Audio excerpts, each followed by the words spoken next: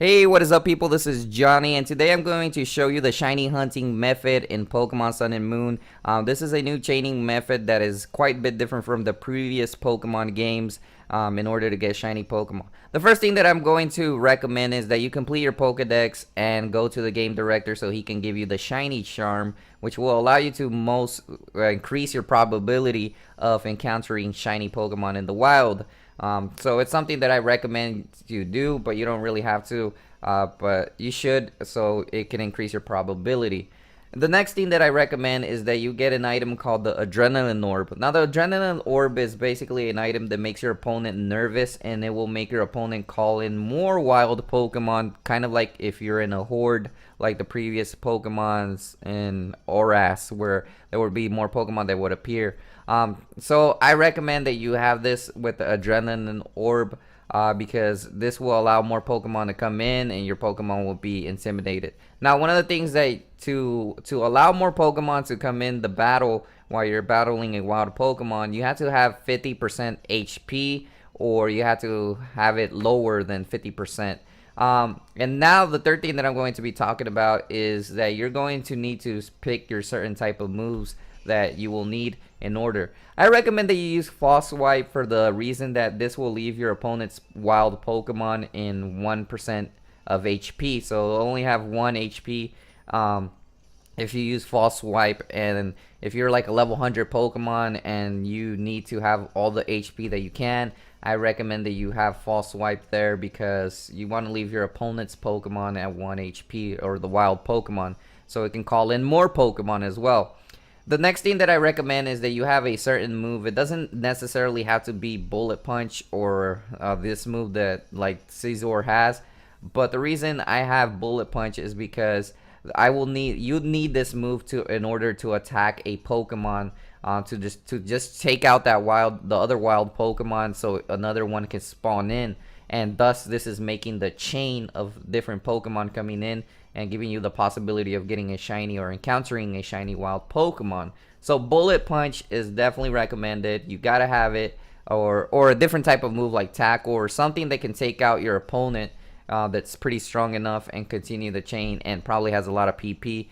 So you can get more Pokemon and you have more PP. Sometimes it takes a long time to encounter a random wild shiny Pokemon. So that's the reason why I'm recommending that you have moves with a lot of PP. Now, the Sword Dance and the Light Screen, I only have it there because those are kind of my stall moves that I'm going to use. Sword Dance will allow me to bring up my stats up, and Light Screen will allow me to bring up my stats. I just have them there to stall my wild Pokemon. Now, I know you could probably choose a better move rather than Sword Dance. I don't really recommend having Sword Dance. It does have 32 PP, but you could definitely get something else like an attack or something if you want that has more PP, like Tackle Attack. So basically, make sure to choose your moves. There are certain Pokemons that have an ability that could maybe you're not affected by poison or confusion or anything. That's also recommended if you have a Pokemon with that ability. But it doesn't really matter. It's not necessary. Just choose the right Pokemon to do the shining. Alright, the next thing that I recommend is that you get into a battle with a Pokemon that's actually going to chase you, like in the grass. For example, here, this Pokemon just appeared, which is I don't know if it's going to be a Rattata, but it decided just to appear randomly. So it appeared, Rattata appeared, and now I can start the chain. Usually the ones that follow you in the wild are usually the ones that are going to be able to call in for help, and that will allow another Pokemon to come in. Okay, so the first thing that you want to do when you first start off the battle is you got to look for your Adrenaline Orb, and you got to use it actually because through the first round you have to use your Adrenaline Orb. It already made the Rattata nervous. As you can see, I already used it. And the next thing that you're going to want to do is you're going to want to go ahead and False Swipe it, because remember, we have to have our opponent's Pokemon to be under 50% HP or lower than that. So it has to be lower, and then he'll be able to call in for help. So as you can see, Rattata is calling in for help, and help didn't appear. This is normal. You can use Light Screen. This is when you decide to use Light Screen or something to stall the whole battle, and you don't have to attack the Rattata. Remember, you can't kill the Rattata until he calls in another Rattata. So the next thing that I'm going to explain is that he's going to call in another Pokemon. Sometimes other random wild Pokemon will appear, but you can't actually keep those Pokemon if, let's say, a Snorlax or any other Pokemon appears rather than that Rattata, and you kill the Rattata that you have, you will essentially be killing off your chain. So you got to keep in a Rattata at all times from either side, either the one that got encountered or the one that called in for help. You got to keep one of them. It doesn't really matter.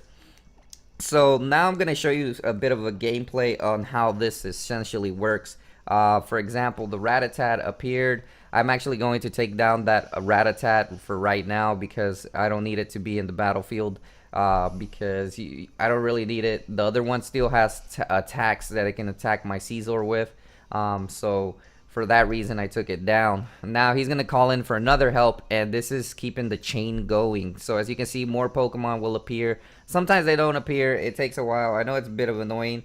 I do recommend that you take off the battle animations because it might make the process go faster through the dialogue, and you don't have to really see all the cutscenes of the moves or stuff like that. Alright, so Rattata is going to continue calling for help until somebody shows up. Somebody will eventually show up, like right there, another Rattata appeared. As you guys can see, another Rattata appeared, and we're going to go ahead and take out that Rattata. Another thing that I want to mention is that I always recommend, I don't know, this is your personal preference on how many moves you have to be counting the wild Pokemon's move, because if the wild Pokemon moves runs out of moves, the wild Pokemon will start using struggle, and this will mess up your chain, and you don't want that to happen, because if it messes up your chain, you're gonna be really shitty that you messed up the chain, because then you have to start all over again and your wild Pokemon will die and it will just mess up everything. So try not to make your wild Pokemon have like make it to the point where it's going to use struggle. Make good predictions on when you're gonna decide to switch out to the other one. Alright, so as you guys can see, I'm going to use false swipe on the one that just appeared, because I'm going to go ahead and use that Rattata to allow the chain to continue. So the chain is going to continue even though if I take down the other Rattata, it doesn't matter. The chain will continue as long as there's two Rattatas in the battlefield and one of them is always in the battlefield. This essentially allows the chain to continue. So I'm going to bullet punch the other one, and the other one's going to start calling for help, so another Rattata is going to appear. And believe it or not, and it's using focus energy, it's getting pumped, and it's gonna call for help again, because then again I use false swipe. And the reason it's good to have it is because another Rattata will appear, and this one won't have the chances of getting struggle and then just go ahead and faint, which you don't want the Pokemon to faint. Now another thing that I have read online from different people who have tried this to chain the Pokemon, you can essentially, if Rattata, for example, brings out a Raticate, that will continue your chain. If so, let's say the evolution form comes out from that Pokemon, that means you will still have your chain. You will still be able to get a shiny Pokemon, which is a good thing because you want to continue the chain going as fast as possible. And I think Rattata is probably going to be one of the most easier ones. For some reason, this one is not showing up. His Pokemon are not showing up, the other Rattata, but eventually one will show up. It is kind of annoying that you're gonna have to be waiting for a Rattata to show up. Just try not to make your Rattata use struggle, like I said before. Another thing that could, now I'm going to be talking about the things that could end your chain, essentially. For example, I don't recommend that the things that can end your chain is if you take down both of the Rattatats. Let's say a Snorlax or a Bulbasaur appear. I don't know if I'm repeating myself, but if a Bulbasaur or something appears as the opponent Pokemon and you're chaining for a Rattata and you decide to take out the Rattata, that's going to cancel out your chain and you're going to mess up the whole thing. So you always have to keep that same Pokemon or its evolution in the battlefield, or else you're going to mess up your chain. So make sure to watch out that your opponent's PP doesn't go down, because if it does, it's gonna mess up yours. And try not to have your Pokemon faint. Well, I haven't confirmed this, but I think you can switch out your Pokemon. But I recommend just keeping all the same Pokemon in the battlefield, so more of them can appear. Now, for some reason, no other Pokemon has shown up yet for this chain that I'm doing.